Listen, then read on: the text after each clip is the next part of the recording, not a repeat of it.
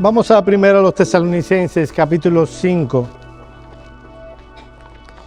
Primero a los Tesalonicenses, capítulo 5.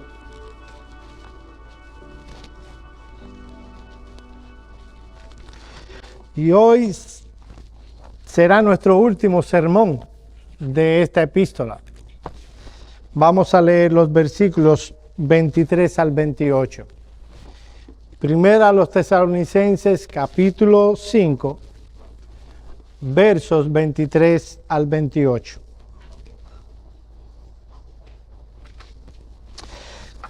Dice la palabra de Dios lo siguiente: y el mismo Dios de paz os santifique por completo, y todo vuestro ser, espíritu, alma y cuerpo sea guardado irreprensible para la venida de nuestro Señor. Fiel es el que os llama, el cual también lo hará. Hermanos, orad por nosotros, saludad a todos los hermanos con ósculo santo. Os conjuro por el Señor que esta carta se lea a todos los santos hermanos. La gracia de nuestro Señor Jesucristo sea con vosotros. Amén. Vamos a orar. Señor y Dios, una vez más venimos ante ti por medio de la oración. Queremos, oh Señor, que el sentido de las palabras que tú inspiraste aquí pueda ser claro en nuestro entendimiento y pueda ser aplicado a nuestra vida diaria. Señor, necesitamos que tú utilices tu palabra y tú la uses para alimentar nuestras almas. Señor, te lo rogamos para tu gloria, por amor de tu propio nombre. En el nombre de Cristo oramos. Amén. Amén. Este es nuestro sermón número 27 de la primera epístola del apóstol Pablo a la iglesia en Tesalónica. Y hemos considerado a lo largo de esta serie algunos principios que deben estar presentes si una iglesia quiere mantenerse fiel con el paso de los años hasta la venida del Señor. Y mis amados hermanos, ha sido mi oración y la de los pastores que como iglesia tengamos presentes estos principios como parte fundamental para nuestro desarrollo y crecimiento como iglesia. Mis amados hermanos, estos principios no son negociables. Están en la Escritura y nuestro deber como iglesia local es comprometernos con ellos y ponerlos en práctica. Ser negligentes en la aplicación de estos principios traerá tristes y lamentables consecuencias como iglesia local. Cuando vemos iglesias que se han apartado del evangelio de las Escrituras, cuando vemos iglesias que se han apartado y han dejado de tener la Escritura como la única regla de fe y de práctica, eso no comenzó un día en especial. A partir de ahora ya no somos más bíblicos. No. Fue un deslizamiento paulatino, sutil, a veces imperceptible, que llevó a esa iglesia, después de algunos años, a convertirse en una sinagoga de Satanás. Si queremos permanecer fieles como iglesia con el paso de los años hasta la venida del Señor, debemos ser diligentes en asegurarnos que tengamos, y estos son los principios que estudiamos a lo largo de 1 Tesalonicenses, una membresía regenerada, un liderazgo llamado y cualificado, una membresía involucrada en su proceso de santificación y obviamente necesitamos de paz eclesiástica. Ahora bien, ha sido tanta la insistencia que hemos hecho a lo largo de esta serie de que debemos aplicar con diligencia estos principios que alguien pudo malinterpretarme. Yo pude dar la impresión a lo largo de estos sermones que la aplicación de estos elementos que hemos mencionado puede ser una especie de fórmula mágica, la especie de una, ¿cómo se llama cuando cocinamos? Una receta de cocina. Podemos llegar a la conclusión de que si en nuestros esfuerzos propios hacemos énfasis en estos elementos, procuramos por nuestros esfuerzos que la membresía sea de una membresía regenerada, hacemos el esfuerzo por nuestros medios de que los hombres que llegan al ministerio sean oficialmente cualificados y llamados, nos esforzamos como fariseos, porque el proceso de santificación sea permanente y diligente. Si nos esforzamos por nuestros medios de que la paz eclesiástica sea preservada, alguno pensará de que eso es algo que podemos lograr por nosotros mismos. Mis amados hermanos, cada uno de los elementos que yo he mencionado hace un instante es una obra exclusiva del Dios soberano. No es algo que podemos hacer como un arroz con pollo. ¿Qué podemos decir? Le he hecho arroz, pollo. Si yo hago eso, yo sé que no saldrá arroz con pollo, pero bueno. Algunos, ¿cómo se llama? Para darle sabor. Eso mismo que dijeron que no entendí.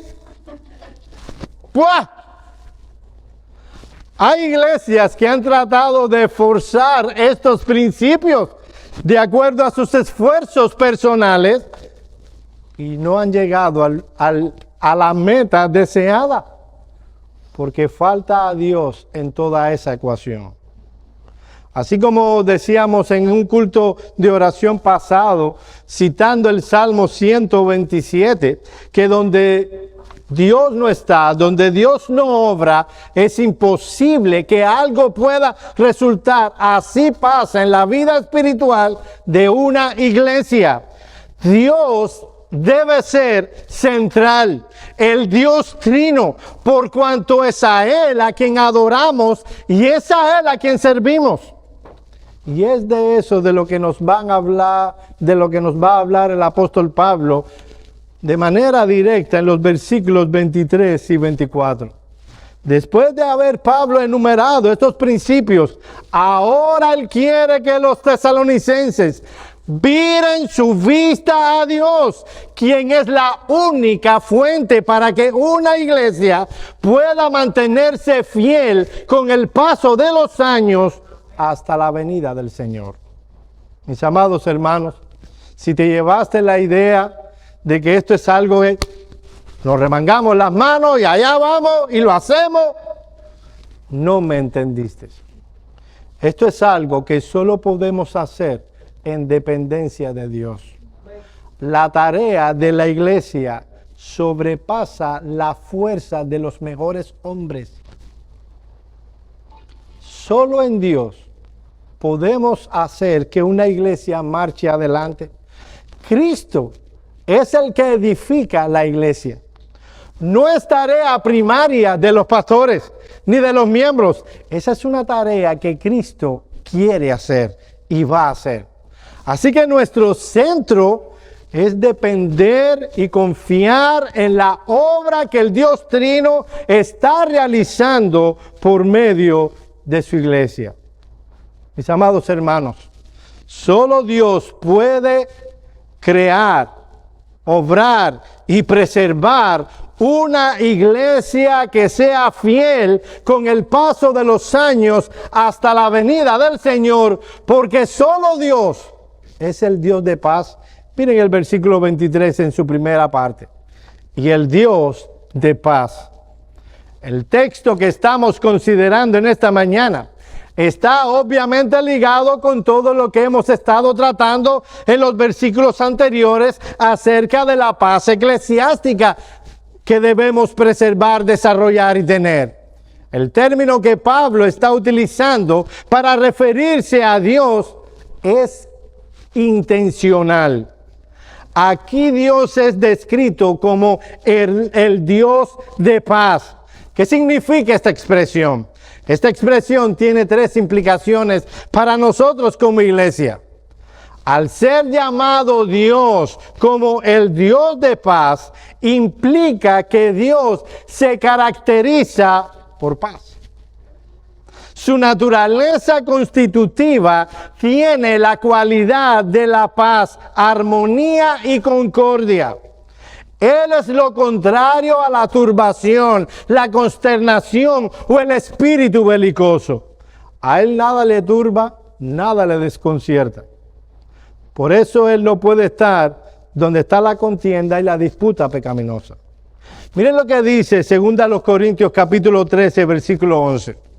Por lo demás, hermanos, tened gozo, perfeccionaos, consolaos, sed de un mismo sentir y vivid en paz, y el Dios de paz y de amor estará con vosotros. De acuerdo a este texto, mis amados hermanos, muy en consonancia con 1 Tesalonicenses, capítulo 5, versículo 23, hay una conexión directa entre el gozo, el amor, la unidad y la paz que debe distinguir a una iglesia local evangélica y el Dios de paz. En otras palabras, Dios produce paz en la iglesia y Dios no está donde no hay paz en la iglesia. Esto también está en consonancia con Filipenses capítulo 4, versículo 9. Miren a Pablo hablándole a esta iglesia.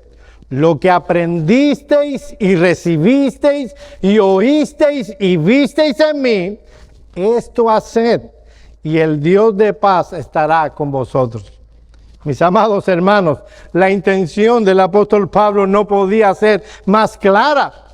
Dios se caracteriza por paz, y una de las características que tiene una iglesia en donde Dios está es la paz eclesiástica. Esta expresión también aparece en Hebreos capítulo 13, versículos 20 y 21.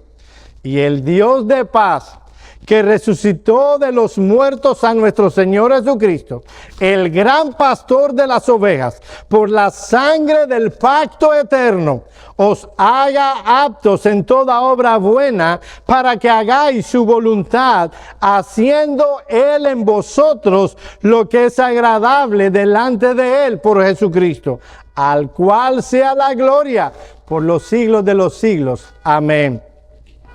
Dado que Dios es el Dios de paz, mis amados hermanos, todo cuanto esté pasando afuera va a pasar. Lo único que Cristo ha dicho que no va a pasar es su palabra. Así que, por favor, ve, ¿pasó o no pasó? Se acabó. Seguimos.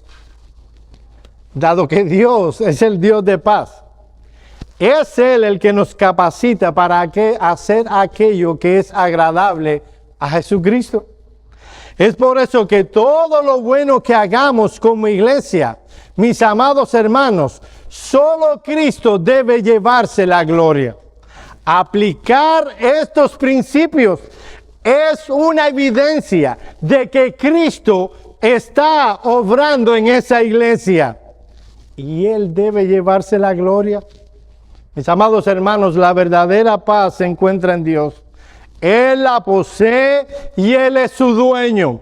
De ahí que tiene la autoridad para darla a quien Él quiere. Mis amados hermanos, esa es la razón. Atiende aquí, mi hermano. Esta es la razón por la que buscar la paz en el alma, usando cualquier cosa que no es Dios, es vano. Él es el Dios de paz. Hay personas que tú lo ves en YouTube. 5 pasos para tener paz. Confía en ti mismo. Haz lo que te gusta. No tengas trabajo donde... Y uno dice, ¿de verdad que tú tienes el derecho de decirle a los demás que tengan paz con esos consejos? Mis amados hermanos, nadie puede tener paz sin Dios. Una iglesia no puede tener paz y dejar a Dios a un lado. Esa es la razón por la que el Señor Jesucristo a una de las iglesias del Apocalipsis le dice, yo estoy a la puerta y llamo. Si usas, los predicadores, por favor, si usas ese texto para decirle a las personas que tiene que abrirle la puerta al Señor Jesucristo para ser salvo, estás usando un texto fuera de contexto. No es una persona que Cristo está tocándole la puerta. Es Cristo tocándole la puerta a una iglesia. Una iglesia puede dejar fuera a Dios. Puede querer que muchas personas vengan y dejar a Cristo fuera. Esa iglesia no tendrá paz. Una persona puede querer buscar la paz interior de muchas maneras. Practicando yoga, yendo de vacaciones de manera regular. Yo no estoy diciendo que ir de vacaciones de manera regular sea malo. Sí estoy diciendo que practicar yoga es una religión y es pecaminoso. No, se quiere presentar en el mundo como ciencia. No es ciencia, pregúntenle aquí a los médicos que han estudiado medicina. Y te dirán que nadie va a curarse por ponerse cierta postura y repetir un mantra. Eso es religión, no es ciencia. Habiendo aclarado el punto, podrás hacer yoga, podrás irte de vacaciones, podrás poner tus ojos en blanco mirando para el techo. Esas cosas no te darán paz. El Señor Jesús dice en Juan 14, 27, la paz os dejo, mi paz os doy. Yo no os la doy como el mundo la da. No se turbe vuestro corazón ni tenga miedo. Cualquier cosa que el mundo venda como paz, dice Jesús, no es lo que yo doy. Lo que yo doy es verdadera y real paz. Solo yo puedo dar paz. Amados hermanos, una iglesia donde Cristo está, en esa iglesia hay paz.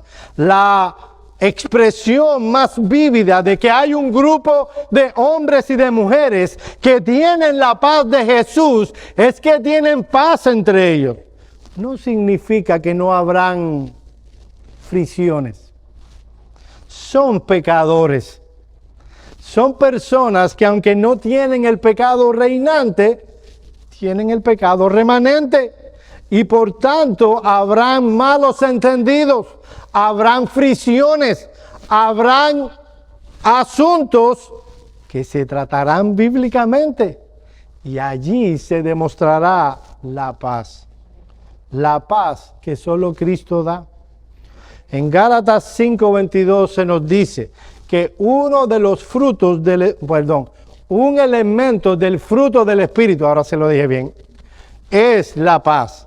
Mas el fruto del Espíritu es amor, gozo, paz, paciencia, benignidad, bondad, fe, mansedumbre, templanza. Contra tales cosas no hay ley. Algo que el creyente siempre tiene, ¿saben qué es? Paz. Déjenme hacer una aclaración. A veces tomamos una decisión, ¿verdad? Y la confirmación que esperamos de que Dios está detrás de esa decisión es que tenemos paz. Si haces eso, no estás actuando bíblicamente.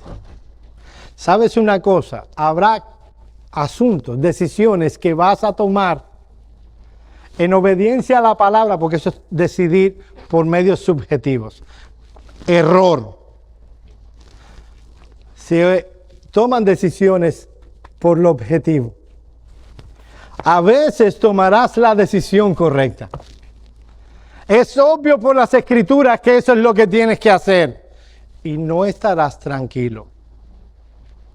¿Qué es lo que enseña la Escritura? Sobre todo Juan en Primera de Juan, que si tu conciencia te acusa, pero las Escrituras dicen una cosa mayor que tu conciencia, es Dios. Entonces yo no puedo, ni nadie debe, tomar una decisión en la vida y confirmarla como que eso es de Dios, porque luego que la tomó, estaba tranquilo.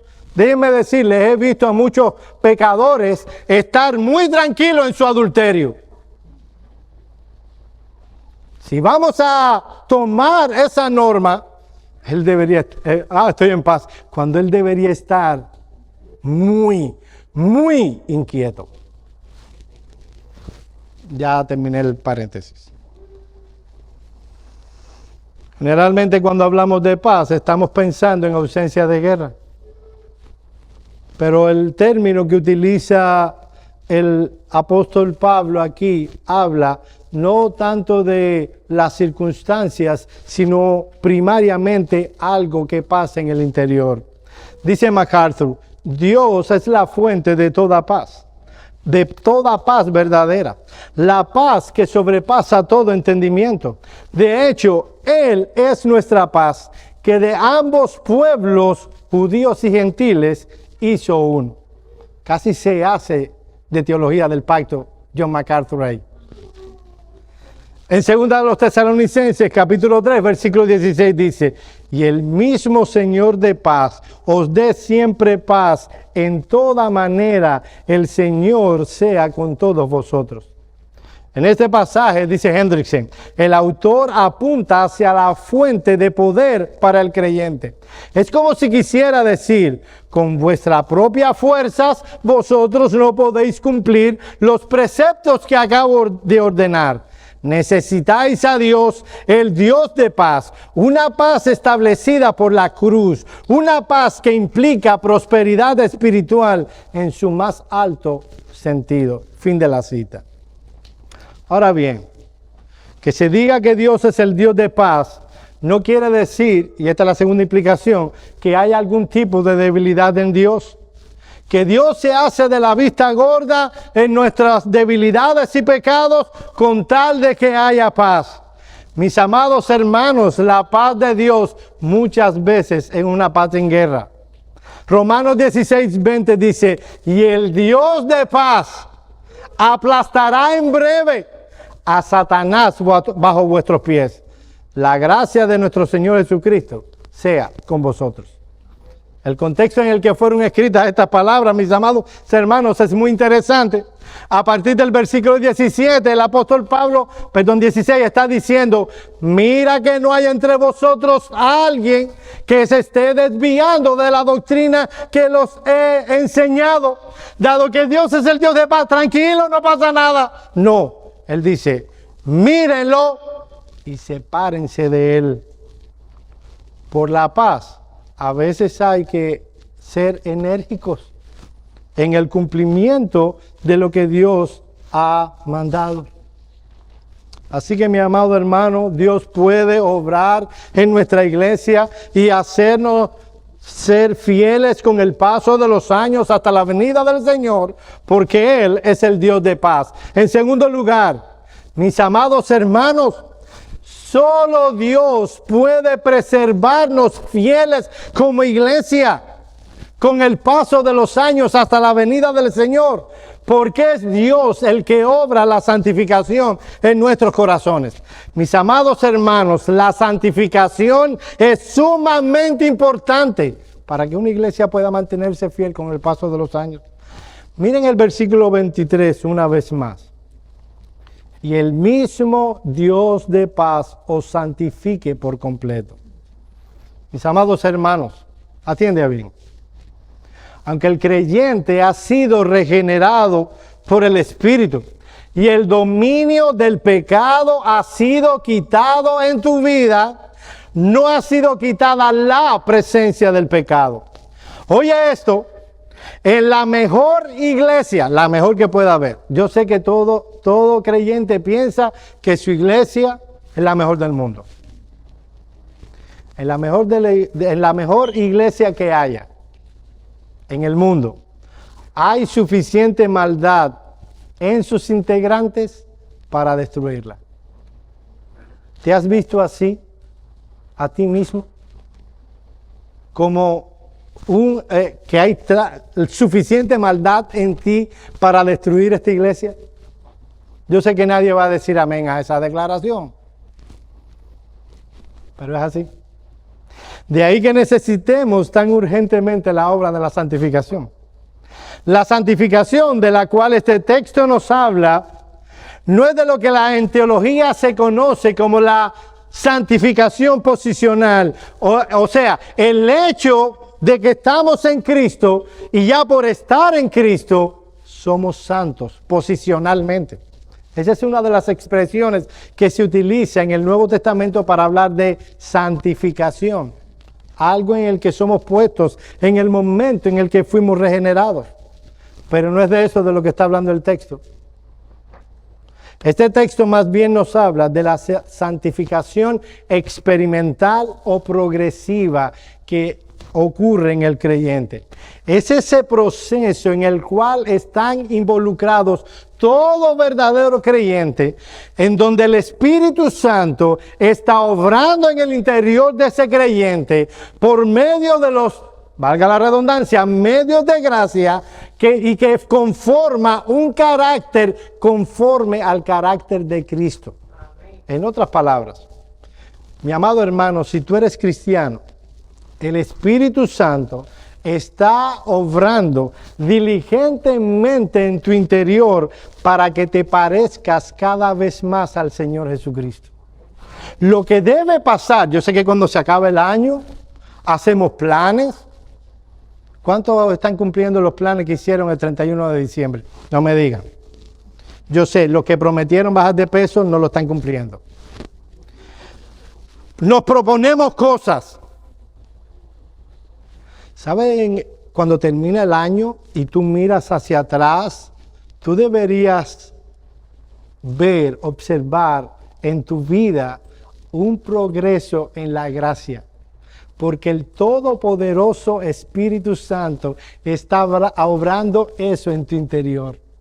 Si un creyente te dejara de ver por un año y luego se reúne contigo por alguna situación de la providencia, lo que debe ver ese creyente en ti es que has progresado en la gracia y tú te pareces más a Cristo.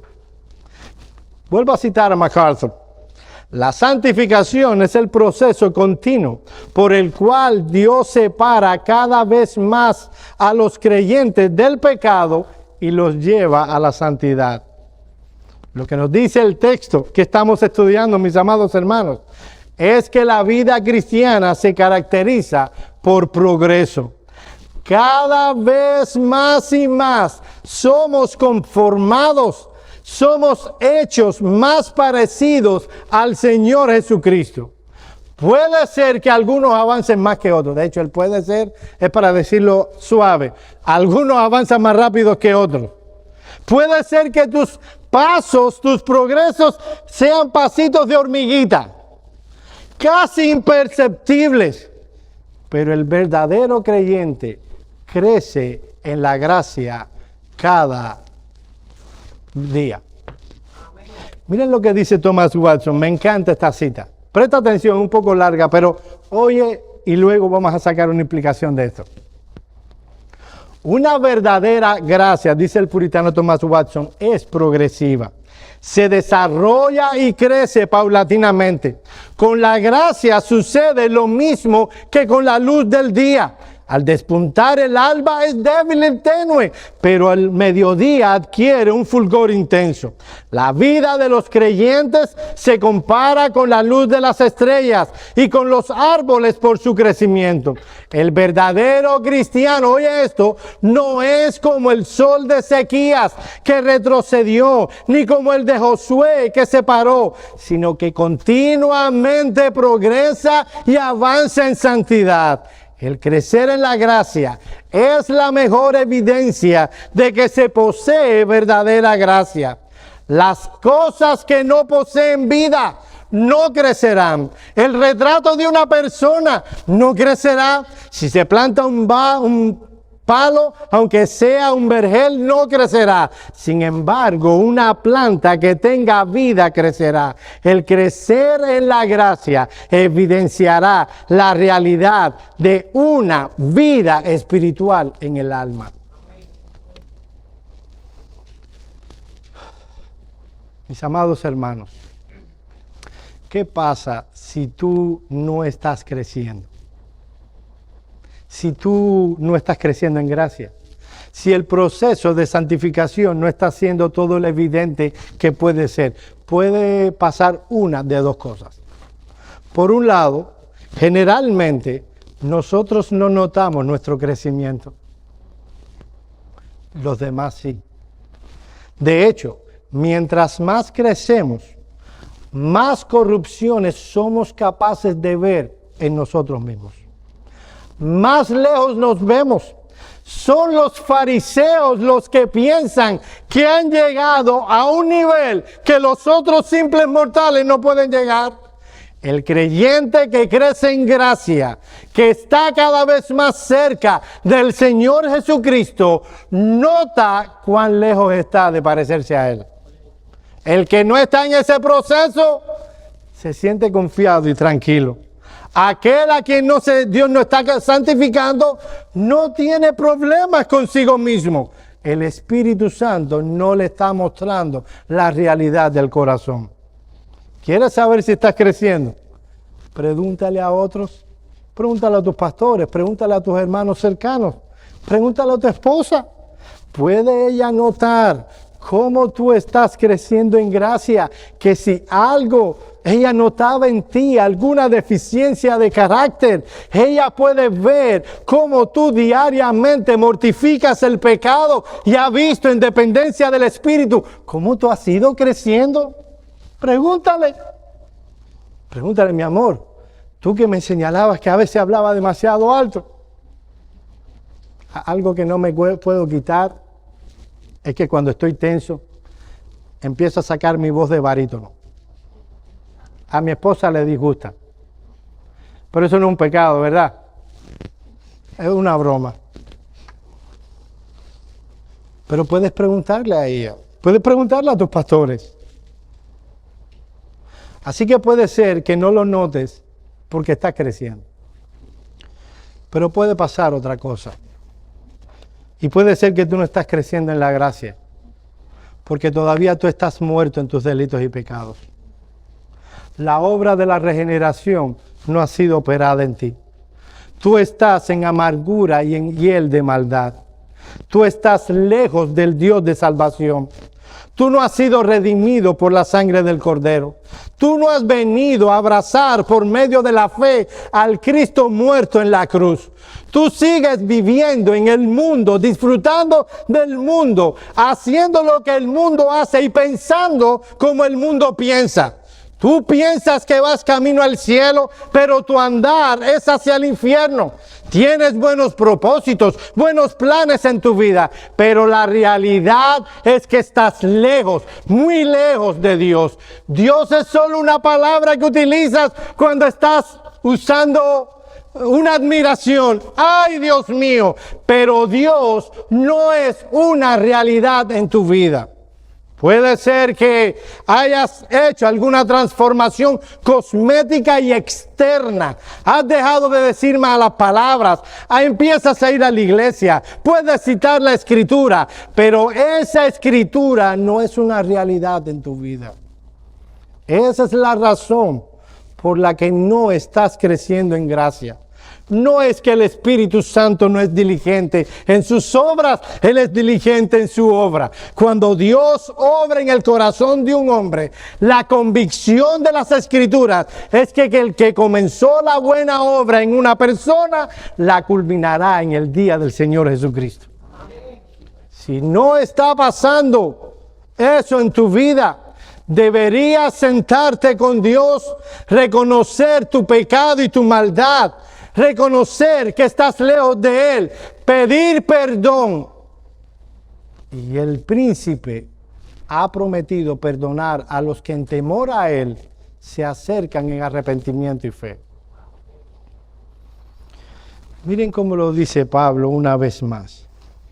Y el mismo Dios de paz os santifique por completo, y todo vuestro ser, espíritu y alma y cuerpo sea guardado irreprensible para la venida del Señor. Mis amados hermanos, cuando Dios está santificando a una persona, lo hace completamente. Él no solo está interesado en aquellos aspectos incómodos de nuestro carácter que molestan a los demás. Él está preocupado porque seamos irreprensibles. Ese es un término que se utiliza para hablar de los pastores, que deben ser irreprensibles. Y ahora Pablo está usando ese mismo término, que es alguien no acusable, y dice a la iglesia: ustedes como creyentes tienen que ser irreprensibles. Alguien que vive en integridad, alguien que no tiene dos morales, alguien que es compacto, homogéneo, completo, alguien que es lo que es. No es alguien que simplemente actúa de cierta manera cuando viene a la iglesia. Si pudiéramos ponernos chiquititos e introducirnos en tu casa y ver cómo le hablas a tu esposa, a tu esposo, veríamos que es lo mismo que nosotros vemos aquí.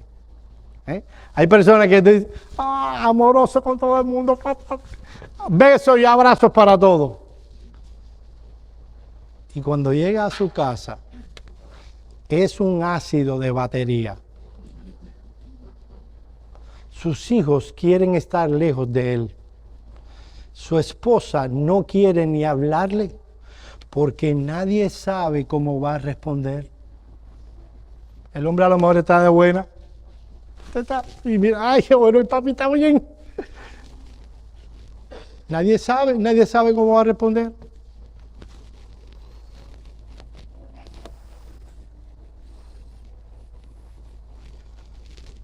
Miren lo que dice el texto. Es por esa obra constante y perseverante del Espíritu Santo que tú y yo, que hemos sido redimidos por la sangre del Cordero, podremos ser perseverantes también. Mira el texto, versículo 23. Y el Dios de paz os santifique por completo, y todo vuestro ser, espíritu, alma y cuerpo sea guardado irreprensible para la venida del Señor.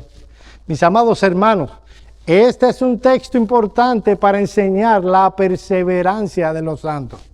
La perseverancia de los santos enseña que una persona que es salva será salva para siempre. Porque el Espíritu Santo le guardará irreprensible, le guardará en santidad. Ese hombre, esa mujer van a perseverar en santidad con el paso de los años hasta que el Señor venga. Es de eso de lo que nos habla el apóstol Pedro en segunda de Pedro, capítulo, vamos allá, primera de Pedro, capítulo 1.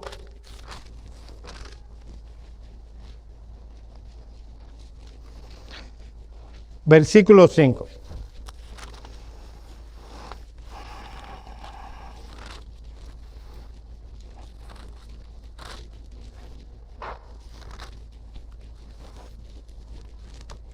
Hablando de los creyentes, dice que sois guardados por el poder de Dios mediante la fe para alcanzar la salvación que está preparada para ser manifestada en el tiempo postrero. Cuando una persona cree, por medio de la fe, Dios le guarda para que en el día final él pueda ser salvo. Alguien dirá: pero oye, Joel, tú no tienes miedo, temor de decirle eso a tu gente y que alguien diga: bueno, voy a hacer lo que me da la gana, si como quiera yo soy salvo. No, no me da temor ninguno. No me da temor alguno.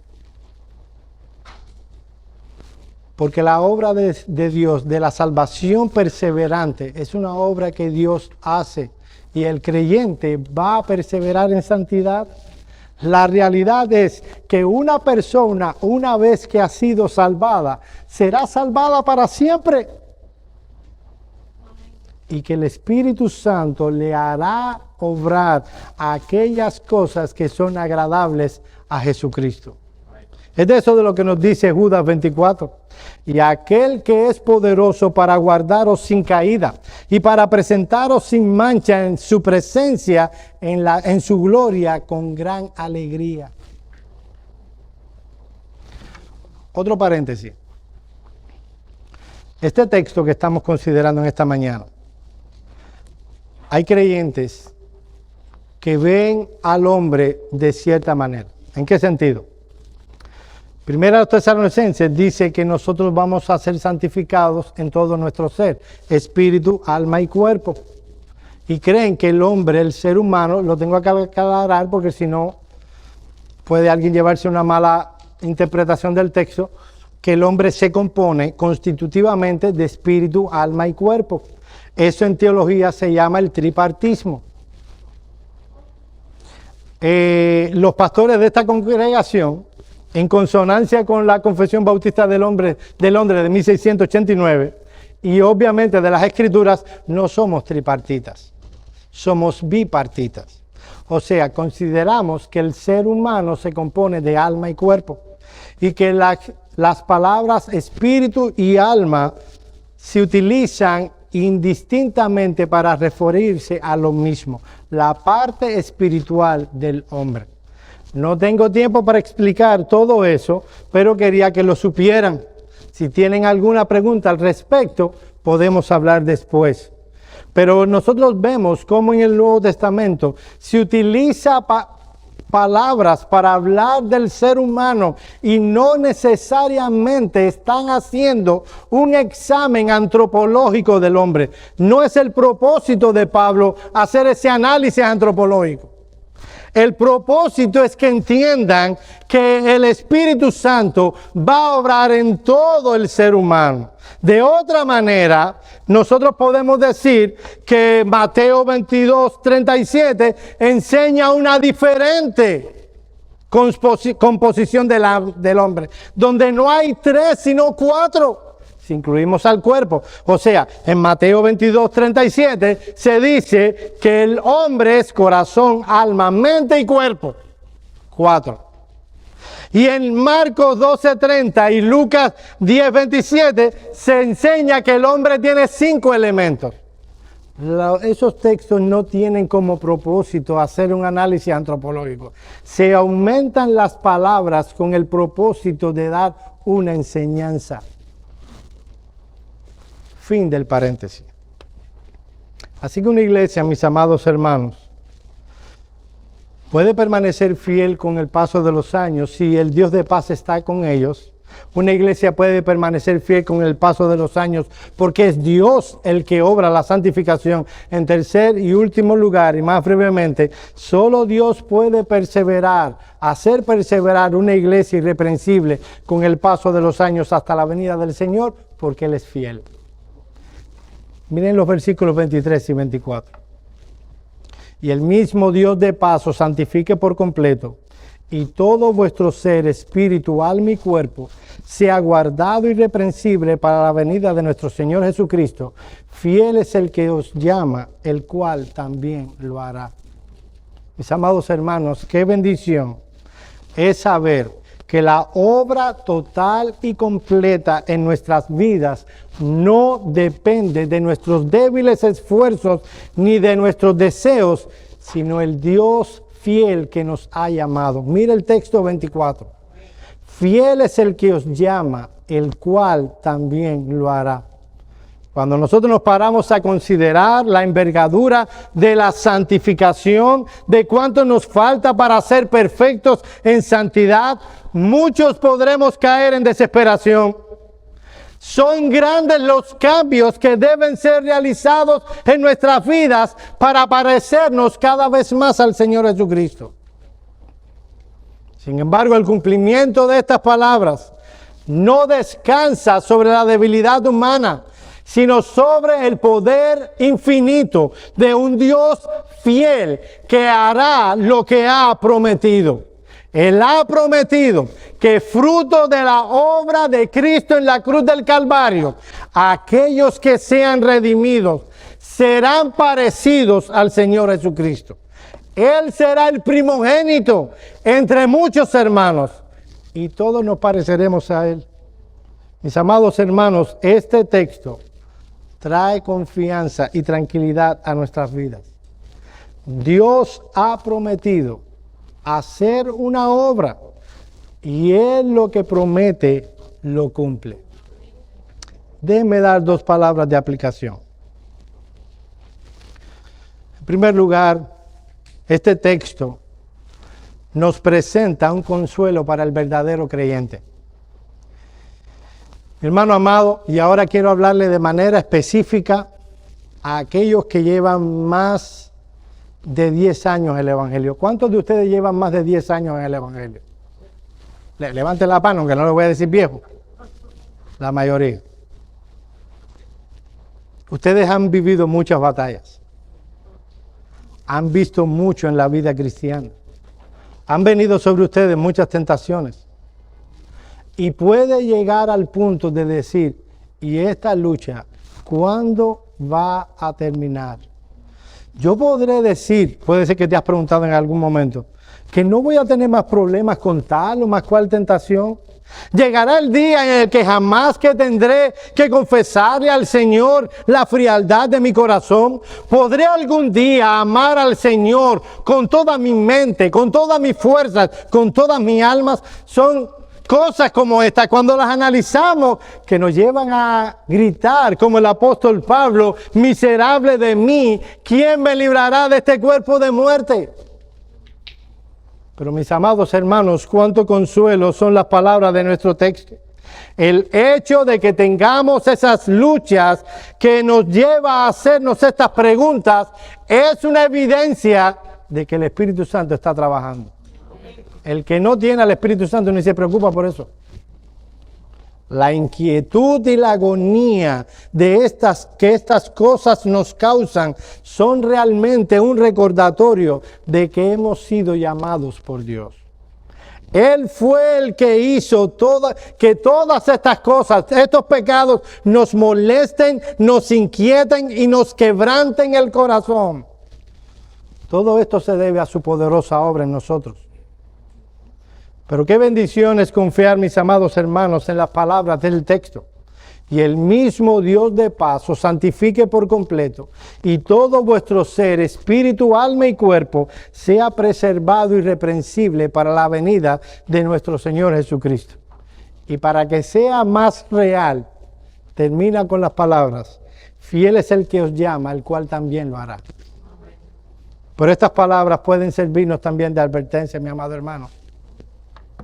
Solo los verdaderos hijos de Dios anhelan sinceramente el ser santificados completamente.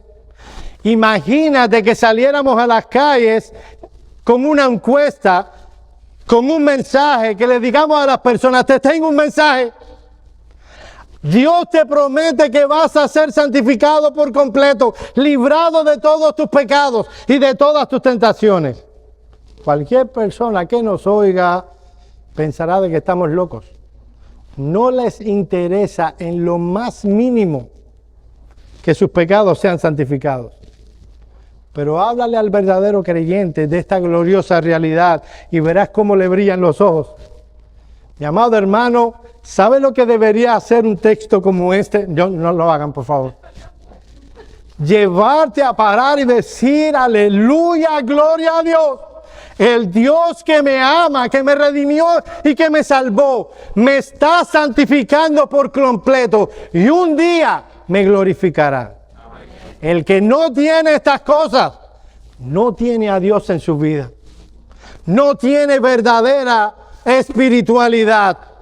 Mi amigo que estás en esta mañana, si estás aquí y no tienes la menor intención de que Cristo sojuzgue, quite, quebrante tus pecados, tú vas camino al infierno.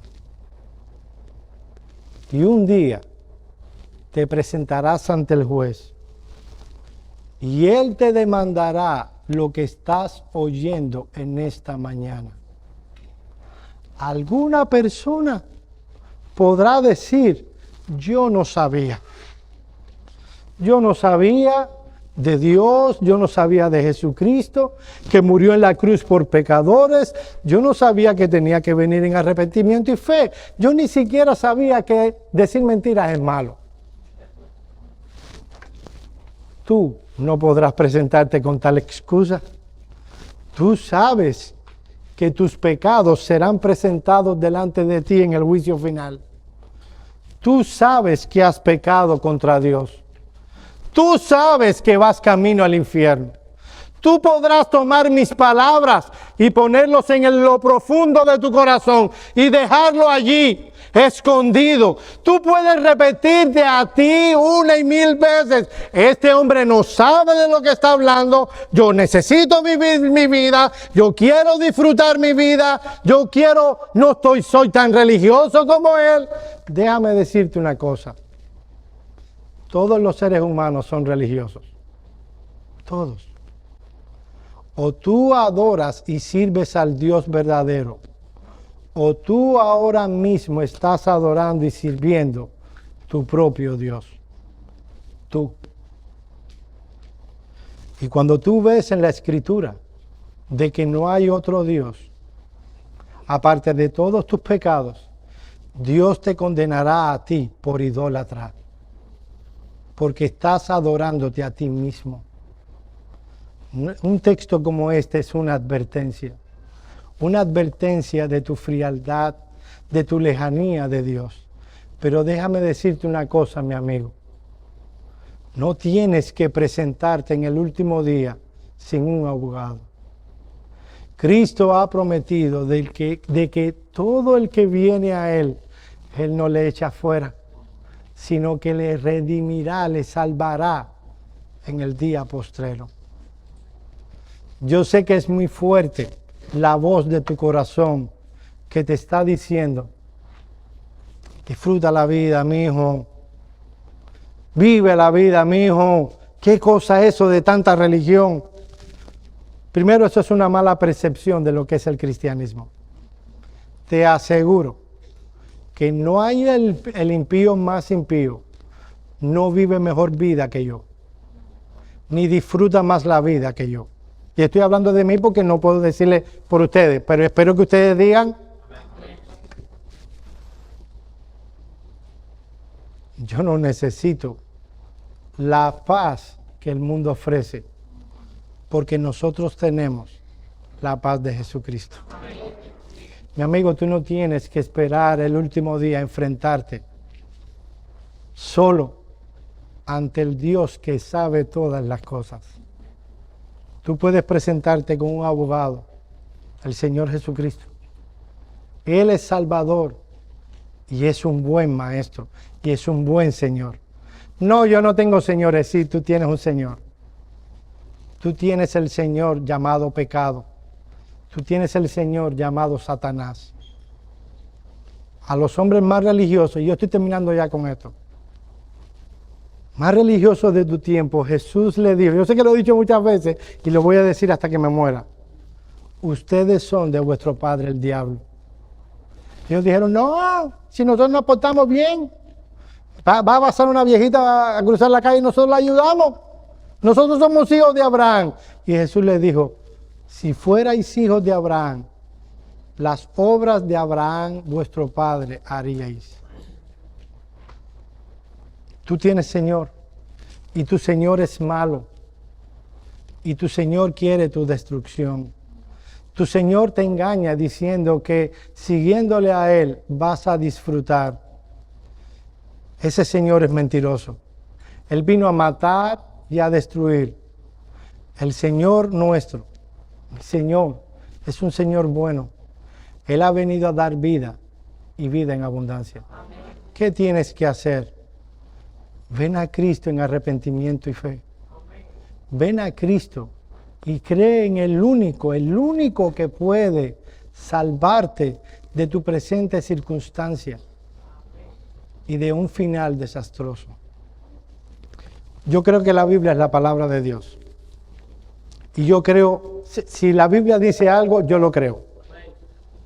Pero hay cosas que yo he visto por la experiencia. Yo he visto personas que han estado sentadas ahí y que han oído muchas veces el mensaje de la palabra de Dios y que han determinado desoír lo que Dios dice. Han intentado probar afuera, han intentado probarnos a nosotros de que estamos equivocados, que se puede estar sin Dios e irle bien. La evidencia ha demostrado que nadie va en contra de Dios y le va bien. Así que te lo digo, mi amigo, no es algo simplemente que la Escritura lo dice. Si lo dice, yo lo creo. Una vida sin Dios es una vida que lleva al desastre. Estos ojos lo han visto tantas veces, que rompe el corazón.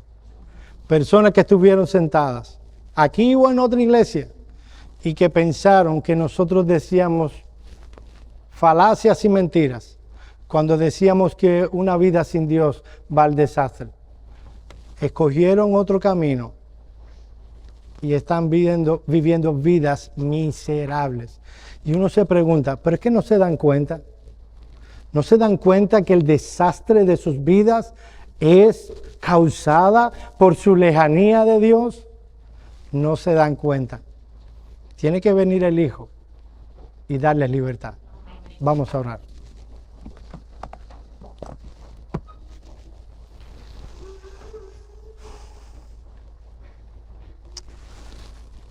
Padre nuestro que estás en los cielos, te damos gracias, oh Señor, por la vida que tú nos has dado en Cristo Jesús.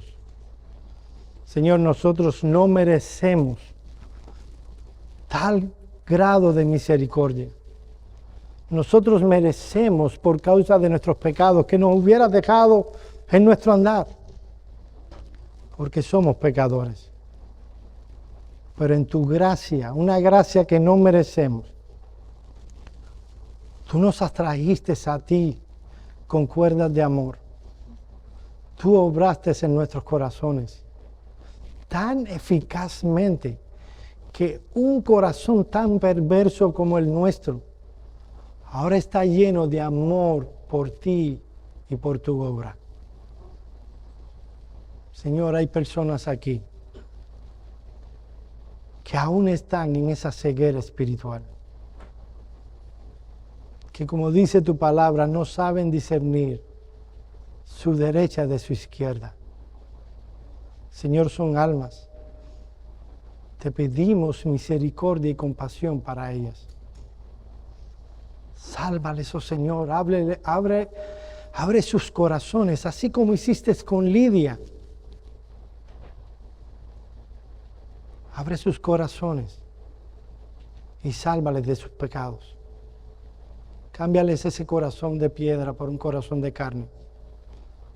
Por amor de tu propio nombre, queremos que este mundo tú seas conocido como un Dios que salva y que redime.